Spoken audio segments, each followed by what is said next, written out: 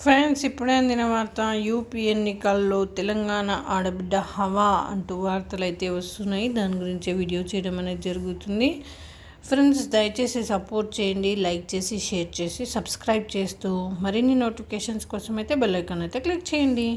అయితే యూపీ లోక్సభ ఎన్నికల్లో జౌన్పూర్ స్థానం నుంచి బీఎస్పీ తరపున బరిలోకి తెలంగాణ మహిళ శ్రీకళారెడ్డి. సోషల్ మీడియాలో శ్రీకళారెడ్డి గురించి జోరుగా చర్చ జరుగుతోంది. ఆమె గతంలో 2004లో కోదాడ నుంచి టీడీపీ తరపున, 2019లో బీజేపీ నుంచి హుజూర్నగర్లో బరిలోకి దిగుతారన్న వార్తలు వచ్చాయి. తాజాగా యూపీలో తన భర్త ధనుంజయ్ సింగ్కు జైలు శిక్ష పడటంతో ఆమె బరిలోకి దిగాల్సిన పరిస్థితులు వచ్చాయి.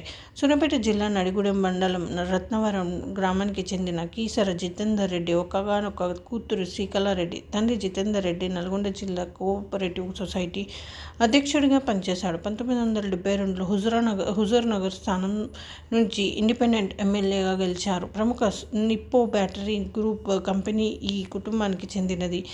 ఈ కంపెనీ చెన్నై కేంద్రంగా పనిచేయడంతో శ్రీకళారెడ్డి బాల్యం అంతా కూడా చెన్నైలోనే గడిచింది. ఆమె ఇంటర్ చెన్నైలో చదవగా డిగ్రీ హైదరాబాద్లో పూర్తి చేశారు. గ్రాడ్యుయేషన్ పూర్తయిన తర్వాత ఆమె అమెరికాకు వెళ్ళి అక్కడ ఇంజనీరింగ్ డిజైనింగ్ కోర్స్ చేశారు. 2017లో ఫ్రాన్స్ రాజధాని ప్యారిస్లో చాలా సింపుల్గా ఉత్తరప్రదేశ్కు చెందిన రాజకీయ నాయకుడు ధనంజయ్ సింగ్ను శ్రీకళారెడ్డి పెళ్లి చేసుకున్నారు. ధనంజయ్ సింగ్ శ్రీకళ మూడో భార్య. మొదటి భార్య ఆత్మహత్య చేసుకోగా రెండవ భార్యకు విడాకులు ఇచ్చి శ్రీకళారెడ్డిని మూడో భార్యగా స్వీకరించాడు. అనంతరం ఇండియాకు వచ్చే చెన్నైలో రిసెప్షన్ ఏర్పాటు చేశారు. ఆ కార్యక్రమంలో ఎంతోమంది వ్యాపార, రాజకీయ రంగ ప్రముఖులతో పాటు నటుడు అల్లు అర్జున్ కూడా హాజరయ్యారు. అయితే రాజకీయాలపై శ్రీకళారెడ్డికి ఎంతో ఆసక్తి. 2004లో టీడీపీలో చేరారు. అక్కడి నుంచి ఆమె రాజకీయం ప్రస్థానం షురూ చేశారు. ఎమ్మెల్యే కావాలనే కోరికతో కోదాడ టీడీపీ టికెట్ కోసం ఎన్నో ప్రయత్నాలు చేశారు. కానీ టీడీపీలో టికెట్ రాకపోవడంతో వైసీపీలో చేరారు.